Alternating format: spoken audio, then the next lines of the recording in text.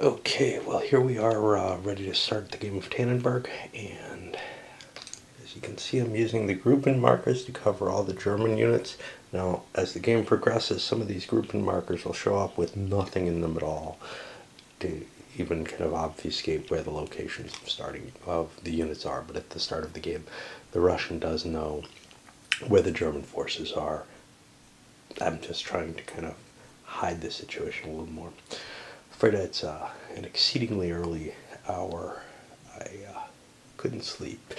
Alright, let's look at any specials for this turn. There's no victory points for occupying cities in this turn. We knew about that. And the Russian rail limit is 9. Alright, well, we'll start setting up those Russian attacks. Okay, I want to discuss a little bit about what I'm going to do. First of all, over here we have the Samsonov counter. That's not on the board yet. Now remember, the Russians are all in command control for the first turn of the game, so that's not too big a deal. I've got to figure out what to do with his second army and what to do with the first army. I don't want them too close, but I also don't want to try to push through ugly terrain, as it were. So Samsonov doesn't really want to have to cut through, or Rennenkampf doesn't really want to cut through here. He's set up to face what I think is the easiest terrain. Now, yes, the Germans aren't protecting this yet, but I think I'd rather push forward right through where that cav is kind of screening things, where I have to. If I can kind of outflank it, that's great, but for the most part I do want to actually head in this general direction with him, and I can cut down as I go. So, where I'm going to make the attack with Samsonov is a lot harder. There's valuable towns right in this region that don't have fortresses, but on the other hand, these fortresses here are worth how much each? 4 point, each 4 march point, each step loss, each 3 stacking point east of the Vistula, each fortress west of the Vistula. Okay, so the Vistula is over here, and these fortresses are going to be the ones east of the Vistula, and they're going to be worth 6 points each to destroy. That's kind of a nice starting point, so if I could get an attack on one of them early, that would be nice. I don't know if that's possible here. Alright, let's see what we're going to do. So I have a garrison requirement here at Grodno, but I want to start moving this unit of the First Army down into position where I can start the attack. This is a whole corps. All I need is a division there. I don't want to pull my cav divisions back. My cav divisions I'm going to use to attack the front line that I know is cav. So what I'm going to do is I'm going to throw this guy on a train, and somewhere or another I got to keep track of my rail points. So I'll throw a 9 here. I've thrown a division into railroad, which is 2 of those points, and I can move him 18 hexes. I could move him 1, 2, 3, 4, but I want to make sure he gets up here. So I'll rail him up to Grodno. Now I'm going to turn him around to indicate that he is the garrison there, that I don't want to move him. And I'll detrain at the same time.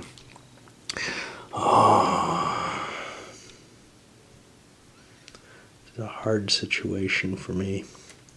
I don't remember how big those German... Yeah, the German cav are not that big. With the combat table, with say a tactical quality of 3, let's grab this one because it's easier to see for you guys. The tactical quality of 3, I can look at the different combat results, and I want fairly big odds because you don't really want to fight over here, but my goal isn't necessarily to cause tremendous damage. It's more to push the Germans back if need be.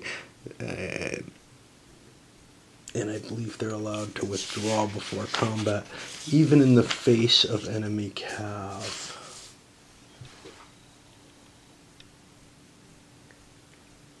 Yeah, even in the face of enemy cav, I can withdraw before combat, so there's no speed thing there.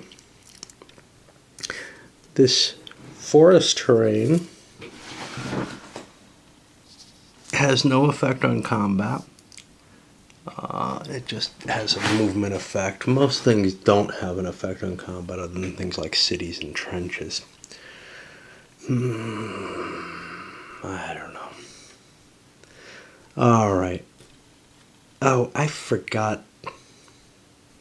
Oh, I'm in command control and I'm in supply. Okay. So I'm gonna...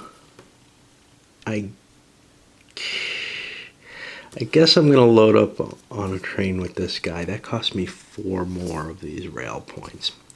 And I can move him down 2, 3, 4, 5, 6.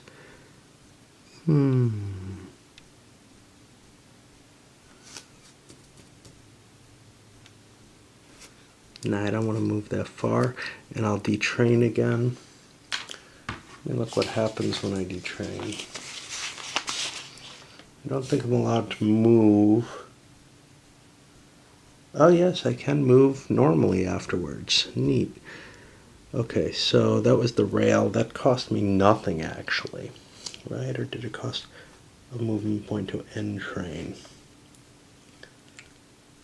I think it may have cost a point to end train. No, it cost my tactical. Ah, shit. That's what I'm forgetting. Okay, so when these guys entrained, they needed a 3 through 6. They got it. These guys as well.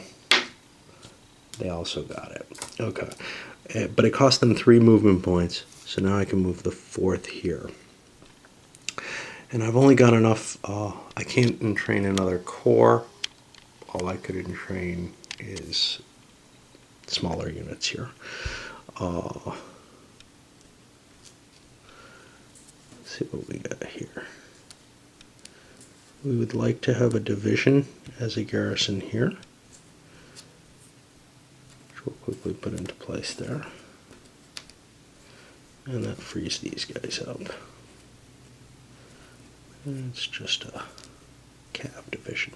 Let's see where we can get them. 1, 2, 3, 4, 5, 6. They don't really have to be there particularly. And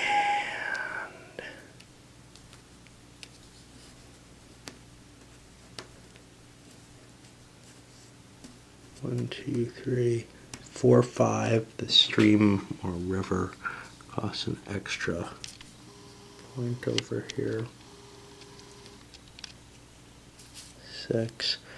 And I'll continue moving the pieces and trying to set up. I don't want to spend all my time watching me move pieces.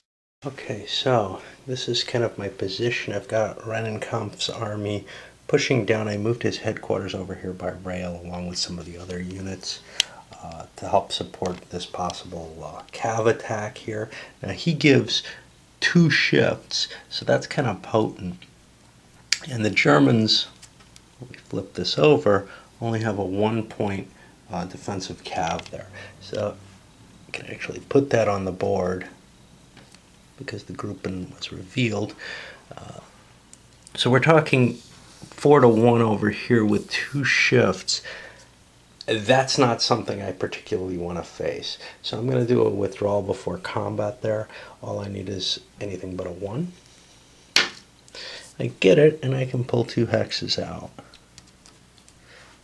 I'll put my little grouping back, because now I'm not in sight anymore. Over here, Samsonov's army, some of the cav pushed through, grabbed a victory point location. I'm not going to get points for that this turn, but I am kind of putting a cav screen out. My cav is not as effective as the German cav. It's got a harder time withdrawing, but I do want to kind of define a perimeter within the German lands there. And likewise, I've got forces kind of pushing in this direction because it looks like there's a little hole here. I may want to punch through this way. I may want to push this way. The Russian army is not very mobile, though. It's not really capable of swinging around.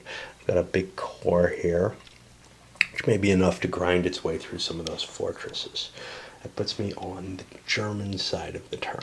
Okay, so for the Germans, and when I'm playing this 2-player, or 3-player, it's a good 3-player game because you split up the Rennenkampf and Samsonov, and they actually kind of have their own sort of victory conditions for that, I think. They had some way of doing this 3-player. I thought there were rules for it. I don't see them. Anyway, it's still very difficult because of the group, and the hidden markers make the game kind of more difficult to play.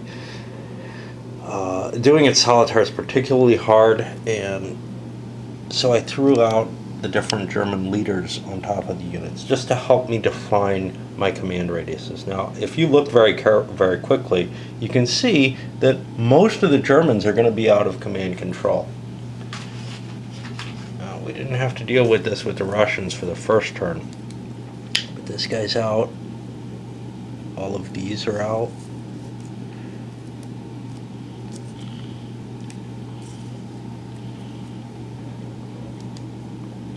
This guy can't possibly be in.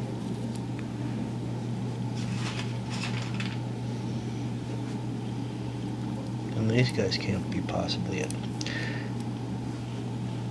Now, it's actually on a per hex or a per unit basis that you roll for command control. So I'm going to kind of string through these, but we'll take a look at who's here. Number 1, that's just 1 unit, so I'll make a roll for him, and he's fine. And I'll go through it and show you the results afterwards. Oh, sorry about that. So there's a few units that have these OCC markers, one underneath this stock, and they're just going to be moving at half speed. Now, at this point, I have to try to figure out what attacks I can actually get off and whether I can safely get any off. I don't want to expose my Germans too much. However, the Russians are a little exposed out here with their cav, and if I can pick off some of their steps easily, it's worth doing because of the victory points involved. So there's the appearance of a lot more German units on the board after this movement. I did some rail movement. It's hard to tell where the Germans are after they have done the rail movement. So by covering and creating kind of a density, the Russians don't really know where they're going to face German opposition. But one place they're definitely going to face it is where the Germans decided to attack those cav probes. The Russians do not want to face these. I looked at, the strength here, 9 points to 1, whatever. They just don't want to face it. So I'm going to try to get them out of here, but they got to roll better than their tactical quality to do that. This guy does not, and this guy over here also does not. So we get to see the combat system really, really quickly here. Oh, something I wanted to point out. I got von Hoffman here stacked with a leader. That's going to increase his range and effectiveness. I usually like him stacked with the army leader because that's the most potent place to put him. But I'm intending to move von Pritzwitz north to face Rennenkampf very shortly. However, I wanted to take these little advantages here because they seem less exposed than attacks against these guys. I didn't want to make those attacks. There's too many Russian units up here that could slam down and hit my Germans. The cav were too open there, but here they're not. So I've got 8 and 8 to 1. That's going to be, at tactical quality 1 puts me on the best list. I don't need to use any shifts, but I don't think I'm allowed to use shifts with units that are stacked with enemy combat units or with their own combat units elsewhere. So I'll roll a die here. Now, here's the thing. Even on this best of columns, the Germans can get themselves hurt by attacking. So it's kind of iffy to make these attacks. I like to do it because I'm usually pretty lucky. I got a 3 against the Russians.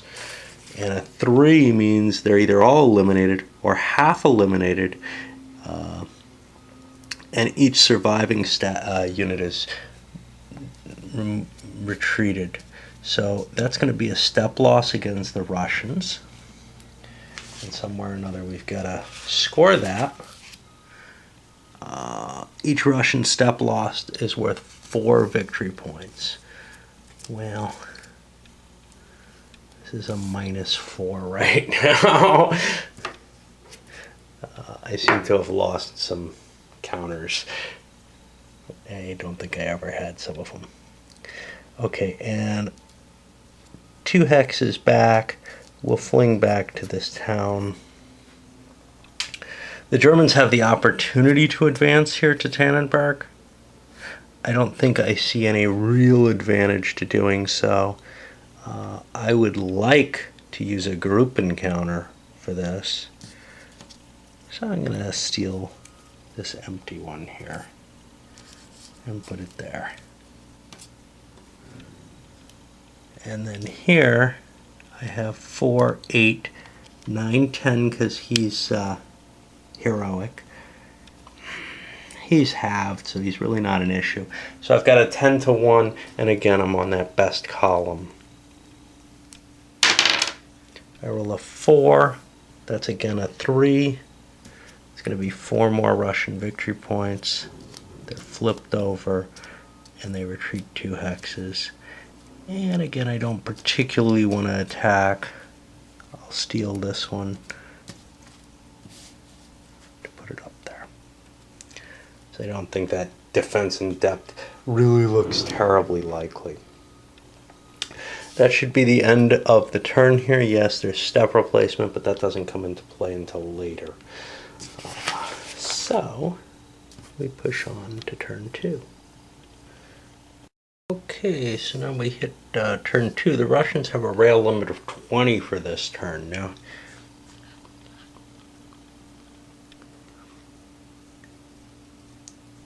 there's what looks like a specific rule saying that German reinforcements get a free ride for rails, and that it implies that Russian ones don't when they come in as reinforcements.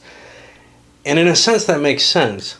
Why do we have this huge rail points for the Russians? But the problem is, on at least one turn, the amount of Russian reinforcements that are available is greater than their rail capacity, and they all come in on rail. So I don't really know what to do. This would be 4, 8, 12. This is just a headquarters, so it doesn't count. So if that was the case, I'd get 8 rail points here. I'm going to kind of play it by ear. Here I think 8 makes sense as the on-board rail points, but I think it's down on this turn. The Russians have 8 rail points, and they have 4, 5, 6, 7, 8, 9, 10, 11, 12, 13, 14, 15, 16, 17, 18, 19, 20 points of reinforcements coming in, all that have to be on rail. So for this turn, I'm going to charge them against it, but when we get down here, I'm probably not. Just as a matter of, it does not make sense. But I think the fact that the implication is that they are charged means that in some cases they should be. So I'll put that limitation on. It's not like the Russians really want to use a lot of rails on this first turn. And that means I have Samson on the board. My special command control rules only apply on the first turn of the game. So I'm going to have a lot of his second army that's out of command at this point. To give a quick snapshot of that situation, you can see most of the Russian army's out of command. I'm not worrying about the garrisons back there because I can't really move them. But most of the Russian armies are out of command. There's one little sector in here, and I have to count the actual unit stacking points. So 2, 4, 5, 6, 10. He's allowed to have 27 in command. So he's fine right now. And now I'll go through and make the die rolls, and we'll see how that As you can see, for the Russians, it's kind of random what's going to be in command and what's not. You've got to kind of deal with that each turn. If you don't decide and have your headquarters in the correct place, large segments of your army could end up in a position where they're just not going to move as fast and they're not going to be terribly effective for you for that turn. And we'll do what we can with them, you know. The Russians have pushed forward, and you can see Samsonov has kind of gathered a little army here. He's pulling his other units towards that army so that he has sort of a grouping, because it's very bad to be out of command and fight. Out of supply is actually better. Speaking of which, I positioned some units here, and I can actually take these out of command control markers off because I'm done with movement. They apply again for combat. So for example, these guys, I could attack these cav. In fact, I've got out of command markers all over the Germans that don't need to be there right now. I've got, these guys are potentially out of command. I don't know. I won't know if I don't attack. But the problem is, that's not such a big deal for the Germans. Being out of command for them doesn't incur an extra step loss. It would incur some, I think it halves their defense, but I'm not sure. But the problem is, let's say this guy is in command. Well, I'd be attacking at 6-1. That sounds good, but my damage results would be boosted by 1. And I don't want to take losses just because I'm attacking out of command. On the other hand, over here, I'm out of supply. And that means I'm just halved. It doesn't incur extra damage. Now, one of the problems is the Russians really need the rail line. They can only... I could move in up here, but there was nothing to attack there. In fact, I'm going to push this guy over here just to cover my flank a little bit better. On the other hand, it wasn't terrible. I couldn't move a lot of my force into place here.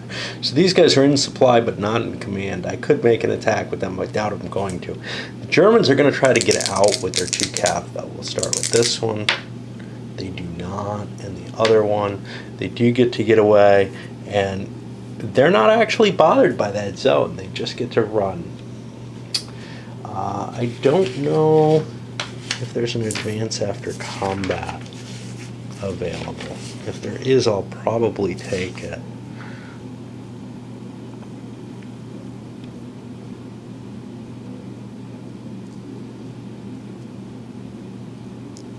Yeah, there is, which means I could push this stack forward. Not sure I terribly want to do that, though, even though it gets me a little closer to the Germans. And now the Germans get their reaction attempt because I'm not going to attack with these suckers. Oh wait, I'm in range. Yeah, I'll make the attack here. Oh no, I can't trace through a zone. Shit. Yeah. So I don't want to make this attack because I just don't want to take that added risk. So the Germans get away for free there. And I'll figure out their movement, and I'll probably be putting a lot of their pieces on the board without grouping. That's what I do when I play it opposed. I asked my wife, can you not look at the board because I have to shuffle my pieces around so much. This whole double blind thing doesn't work terribly well.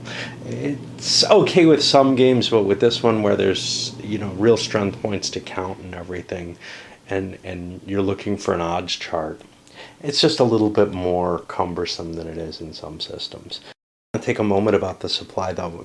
I kind of got distracted there. So the Russians are, like I said, they're limited to their supply range. They've got to be within 3 of one of these rail nets in order to operate at full effectiveness. And you may be saying, well, wow, they're kind of limited then. Yeah, they don't have their depots yet. Once they start getting depots, they can start pushing into Germany, but they're very, very restricted at this early stage in the game.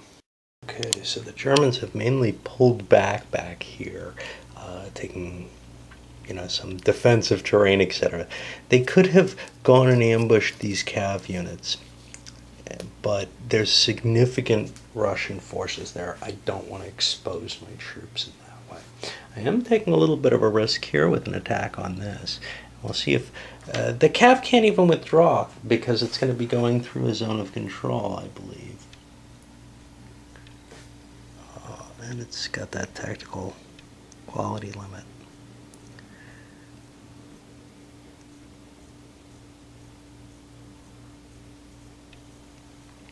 No, it may. No, only a 1 can withdraw through through a zone. So I get an attack here, and my cav is full strength for the Germans because I'm facing cav. So it's 1. Now these guys are halved, so that's 4.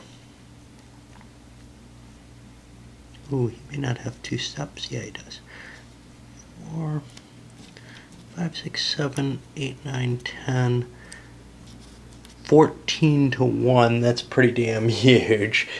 The only real danger here is, well, what happens if I get a 1?